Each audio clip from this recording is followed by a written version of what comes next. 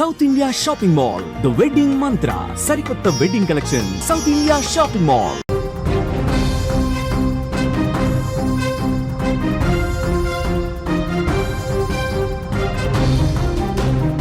Political girl ఫ్రెండ్తో అడ్డంగా దొరికిపోయాడు మహబూబాబాద్కు చెందిన మాజీ కౌన్సిలర్. దొరికిన ఆ పొలిటికల్ గర్ల్ ఫ్రెండ్ కూడా మాజీ కౌన్సిలరే. రాజకీయాల్లో కలిసి తిరిగిన పరిచయం ఇద్దరి మధ్య వివాహేతర సంబంధానికి దారి తీసినట్టు తెలుస్తోంది. ఇద్దరు కలిసి మహబూబాబాద్లో ఓయో రూమ్ తీసుకొని ఎంజాయ్ చేస్తున్న టైంలోనే కౌన్సిలర్ భార్య ఎంట్రీ ఇచ్చింది.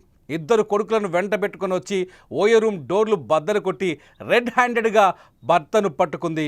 భార్య మొహం చూడడానికి ఆ భర్త అప్పుడు తీవ్రమైన ఇబ్బందుల్లో కనిపిస్తున్నాడు. విజువల్స్లో చూస్తున్నారు మీరు. ఆయన భార్యని డోర్ బయట నుంచి, ఆయన భార్య ఉంది, లోపల కౌన్సిలర్ ఉన్నారు. ఆ కౌన్సిలరే తన గర్ల్ ఫ్రెండ్తో రూమ్లో ఉన్నారు. అదే టైంలో ఆమె ఎంట్రీ ఇచ్చింది. మీరు స్క్రీన్ పైన విజువల్ చూడొచ్చు.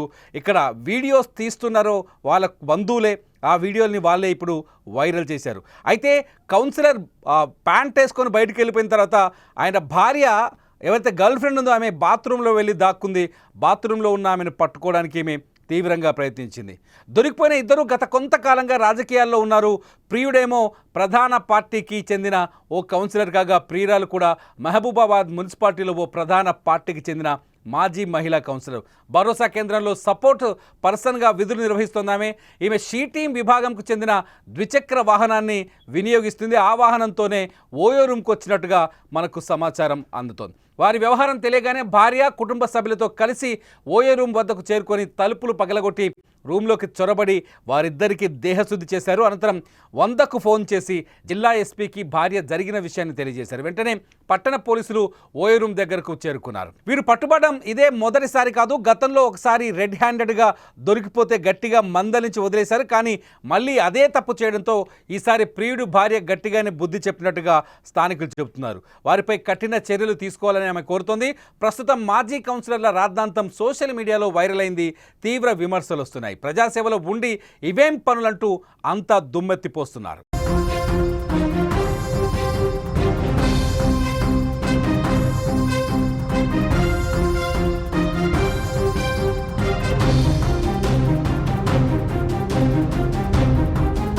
మంచిదని ఈమెను మా ఆయనకి నచ్చ చెప్పుకున్నాను వదిలేసుకొని ఈమెను ఏమనకుండా వదిలేసింది సార్. అయితే ఈమె ఏం చేస్తుంది, ఇందులో మీ షీ టీంలో పనిచేస్తుందని బెదిరించుకుంటా నేను కేసు వేస్తా అదేస్తా, మా ఇంటికి వచ్చి మా పిల్లల మీద ఈయన మీద మందు తాగి మా ఇంటి ముంగడ చేస్తా అని బెదిరించుకుంటా, ఇట్లా కేసు వేస్తా ఇదేస్తా, నేను జైలు పంపుతాను. రండి, ఇగో షీ టీంలో పని చేసుకుంటా ఈమె వ్యభిచారం చేసుకుంటూ దొరికింది చెట్ల చేసి. నేను ఆల్రెడీ 6 months బ్యాక్ పట్టుకున్నా. సరే ఆడదాన్ని వదిలేసా, దాన్ని ఇంట్లో పట్టుకొని వదిలేస్తే ఇదే నా మీద కేసు వేసింది. Hello sir, sir function sir, ఇంతకుముందు కూడా నేను 3 months బ్యాక్ మీకు కాల్ చేసిన ఈ చెత్త జయశ్రీ గురించి రిపోర్ట్ చేయడానికి. సరే ఫ్యామిలీ ప్రస్తుత పరిస్థితి ఆయన వైఫ్ మాటల్లో చాలా స్పష్టంగా అర్థమవుతుంది. కొంతకాలంగా వాళ్ళని పట్టుకునే ప్రయత్నం చేస్తున్నారని. ప్రస్తుతం అసలు ఏం జరిగింది, దీని వెనకాల ఏమైనా రాజకీయ దురుద్దేశం ఉందా, ఉద్దేశపూర్వకంగానే ఈ ఇష్యూ జరిగిందా? ఈ వివరాలన్నింటినీ మా మహబూబాబాద్ ప్రతినిధి మధు ఉన్నారు లైవ్లో. మధుని అడుగుదాం. మధు, అసలు ఏం జరిగింది? ఇది చూస్తే ఇదేదో వివాహేతర సంబంధం, ఇలిసిట్ అఫైర్ లాగా లేదు, ఇది పొలిటికల్ గేమ్ కూడా ఉన్నట్టుగా కనిపిస్తుంది. నిజమేనా? ఓయో రూమ్ లో భర్త మరో మహిళతో రాసలీలలో వెళ్తుండగా భార్య, కుటుంబ సభ్యులు ఓయో రూమ్ పై దాడి చేసి భర్తకి, ఆ మహిళకు దేహశుద్ధి చేసిన సంఘటన మహబూబాబాద్ జిల్లా కేంద్రంలో చోటేసుకుంది. నిన్న సాయంత్రం మహబూబాబాద్ మున్సిపాలిటీలో ప్రధాన పార్టీకి చెందినటువంటి మాజీ మహిళా కౌన్సిలర్, అదే పార్టీకి చెందిన పట్టణ కార్యదర్శితో మాజీ మహిళా కౌన్సిలర్ భర్తతో అంటే ఆ ఓయో రూమ్ లో అందరూ మాట్లాడుకున్న విషయం తెలుసుకున్నటువంటి పట్టణ కార్యదర్శి భార్య మరియు కుటుంబ సభ్యులతో కలిసి ఉన్నటువంటి ఇద్దరు ఏకాంతంగా ఉన్నటువంటి భార్య వాళ్ళ కుటుంబ సభ్యులతో ఓయో రూమ్ లో చేరుకుంది. తలుపులు పగలగొట్టి మరియు రూమ్ లోకి చొరబడి వారిద్దరికి దేశశుద్ధి పనులు చేశారు. అనంతరం వాళ్ళు ఉన్న రాత్రిలో ఉన్న సందర్భాలు చూసినటువంటి భార్య తట్టుకోలేక వెంటనే డైల్ 100కు కాల్ చేసింది. అంటే స్పాట్ లో కూడా ఎస్పీ గారు కూడా కాల్ చేసి జరిగిన విషయాన్ని మాత్రం తెలియజేశారు. వెంటనే డైల్ 100కి చేరుతున్నటువంటి పోలీసులు కూడా సమాచారం అందుకొని వెంటనే ఓయో రూమ్ చేరుకున్నారు. ఈ విషయంపై భార్య మాత్రం చెప్తూ మాత్రం గతంలో కూడా ఒక ఇలాగే వివాహిత సంబంధం నేపథ్యంలో వేరే దగ్గర ఇద్దరు రహస్యంగా కలుసుకున్న నేపథ్యంలో కూడా ఒకసారి దేశశుద్ధి చేసామని, అయినా తన తీరు మార్చుకోలేని చెప్పేసి తనపై నిఘా పెట్టారు.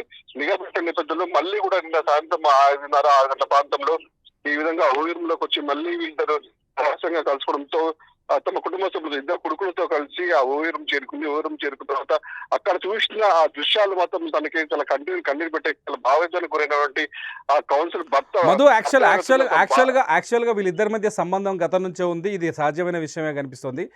ఇప్పుడు వీళ్ళని పట్టించడం వెనుక, ఇట్లా వీడియో తీసుకెళ్లి మీడియాని తీసుకెళ్లి పట్టించడం వెనుక, పోలీసులను పిలిపించడం వెనుక ఏదో పొలిటికల్ కుట్రుందా? యాక్చువల్ గా వీళ్ళిద్దరు రాజకీయంగా కూడా వీళ్ళిద్దరు గత కొన్ని సంవత్సరాలుగా కౌన్సిల్ గా ఉన్నారు. ఈ కౌన్సిల్ నేపథ్యంలో కూడా వీళ్ళిద్దరి మధ్య స్నేహం ఉండేదని తెలుస్తుంది. స్నేహం కాస్త పరిచయం పెద్దగా వీళ్ళిద్దరికి వివాహేతర సంబంధం దారితీసిందని తెలుస్తుంది.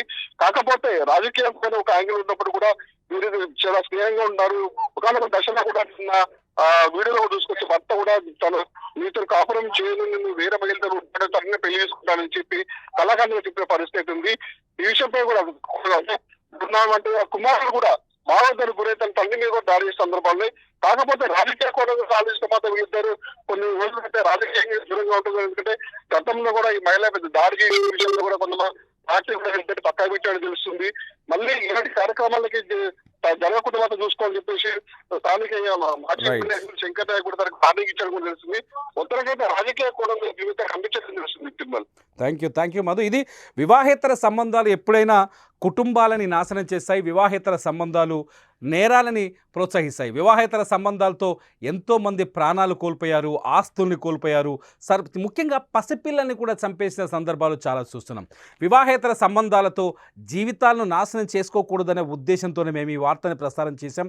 ఇక్కడ రాజకీయ నాయకులు ఇద్దరు, ఇక్కడ మనకు స్పష్టంగా కనిపిస్తుంది, ఇద్దరు మాజీ కౌన్సిలర్లుగా తెలుస్తుంది. ఈ మాజీ కౌన్సిలర్లు ఇద్దరు ప్రజల్లోకి వెళ్ళి ప్రజలకు ఆదర్శంగా ఉండాల్సిన వీళ్ళు వివాహేతర సంబంధంతో జనానికి ఒక తప్పుడు మెసేజ్ ఇస్తున్నారు. వివాహేతర సంబంధాలతో ప్రాణాలు కోల్పోయిన అనేక కుటుంబాలను చూస్తే కన్నీళ్ళు వస్తాయి. వాళ్ళ కథలు వింటే బాధ కలుగుతుంది. తల్లిదండ్రులు చనిపోయి లేదంటే పిల్లల్ని చంపి ఎన్నో కుటుంబాలు తీరని దుఃఖంలోకి కూరుకుపోయాయి. ఎన్నో కుటుంబాలు దుఃఖంలో మునిగిపోయాయి. అటువంటి వివాహేతర సంబంధాల పట్ల జాగ్రత్తగా ఉండాలని, వివాహేతర సంబంధాల వైపు వెళ్ళకూడదని హెచ్చరించే ఉద్దేశంతో ఈ వీడియోని మేము ప్రసారం చేయడం జరిగింది. నిజంగా ఇటువంటి సంబంధాలని మీరేమనుకుంటున్నారు? వివాహేతర సంబంధాలని ఖచ్చితంగా అది మానవతా విలువల్ని, ఆవేశాన్ని రెచ్చగొట్టి అనవసరమైన నేరాలకు ప్రోత్సహిస్తున్న ఈ వివాహేతర సంబంధాలని తగ్గించాలి అంటే, కట్టడి చేయాలంటే ఏం చేయాలి? కుటుంబ జీవితం ఆనందంగా సంతోషంగా ఉండాలంటే ఎటువంటి ప్రవర్తన కలిగి ఉండాలి భార్య కానీ భర్త కానీ? ఏం చేస్తే ఇటువంటి వివాహేతర సంబంధాలు, అక్రమ సంబంధాలు జీవితాల్ని నాశనం చేయకుండా ఉంటాయనేది మీరు భావిస్తున్నారు? ఈ వీడియో కింద కామెంట్ చేయండి. నలుగురికి బుద్ధి వచ్చే విధంగా, అర్థమయ్యే విధంగా. డిజిటల్ న్యూస్లో, సుమన్ టీవీ డిజిటల్ న్యూస్లో మీరు లైవ్లో ప్రత్యక్ష ప్రసారాన్ని చూస్తున్నారు. చూస్తూనే ఉండండి సుమన్ టీవీ.